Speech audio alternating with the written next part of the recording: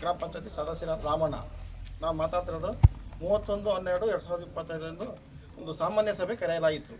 ಅಧ್ಯಕ್ಷರ ಅಪ್ಪಣೆ ಮೇಲೆ ಕರೆಯಲಿಕ್ಕೆ ಇಚ್ಛಪಟ್ಟಿದ್ದರು. ಇವತ್ತು ದಿವಸ ಗ್ರಾಮ ಪಂಚಾಯತಿ ಕಾರ್ಯಾಲಯವನ್ನು ಜಾಗ ಗುರುತಿಸುವಿಕೆ ಮತ್ತು ಗ್ರಾಮ ಪಂಚಾಯತಿ ಕಟ್ಟಡವನ್ನು ಮೂಲ ಸ್ಥಾನಕ್ಕೆ ಕೊಂಡೊಯ್ಯಲು ನಿರ್ಧರಿಸಬೇಕಾದ ಒಂದು ದಿವಸ ಈ ದಿನ ಸಭೆ ಆಯಿತು. ಆ ಕಾರಣದಿಂದ ನಾವು ಸಭೆಯಲ್ಲಿ 10 ಜನ ನಾವು ಸಭೆಗೆ ಸದಸ್ಯರೆಲ್ಲ ಹಾಜರಿದ್ವಿ, ಕೋರಂ ಇತ್ತು.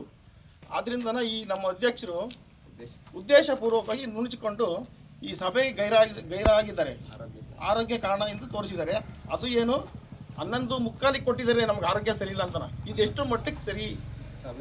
11 ಗಂಟೆಗೆ ಸ್ಟಾರ್ಟ್ ಆಗಬೇಕಂತ ಸಭೆನೇ 11:45ಗೆ ಅವರು ನಾವು ಉದ್ದೇಶಪೂರ್ವಕವಾಗಿ ಹುಷಾರಿಲ್ಲ ಅಂತ ಒಂದು ಪತ್ರ ಕಳಿಸಿದ್ದಾರೆ. ಇದು ಎಷ್ಟು ಮಟ್ಟಿಗೆ ಸರಿ ಅನಿಸುತ್ತೆ? ಇದು ಸಾಮಾಜಿಕವಾಗಿ ಅಗೌರವ ಸೂಚಿಸಿದ್ದಾರೆ. ಇದಕ್ಕೆ ಕಾನೂನು ಕ್ರಮ ತೆಗೆದುಕೋಬೇಕು. ಮಾನ್ಯ ಇವರು ಈ ಸಭೆ ಅವರು ಗುರುತಿಸಿದ್ರು, ಇಂಥ ದಿವಸ ಮೀಟಿಂಗ್ ಮಾಡಿ ಅಂತಲೂ ಗುರುತಿಸಿದ್ರು ಇವ ಸಾಹೇಬರು. ಈ ದಿನ ಸಭೆಗೆ ಹೋಗಿ ಒಂದು ನಿರ್ಣಯ ಮಾಡಿ ಅಂತ ಹೇಳಿ ಕಳಿಸಿದ್ರೆ ಅಧ್ಯಕ್ಷ ಅಪ್ಪಣೆ ಮೇರೆಗೇನೆ ಸಭೆ ಕರೆದಿದ್ದು.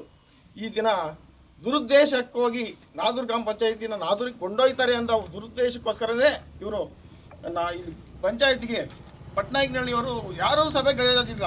ಹೋಗ್ಲಿ, ಅಧ್ಯಕ್ಷರು ಒಬ್ಬರು ಬಂದಿಲ್ಲ ಅಂತ ತಾನೇ, ಹುಷಾರಿಲ್ಲ ಅಂತ. ಇನ್ನು ಮಿಕ್ಕಾದ ಸಭೆ ಸದಸ್ಯರು ಏನು ಮಾಡ್ತಿದ್ರು?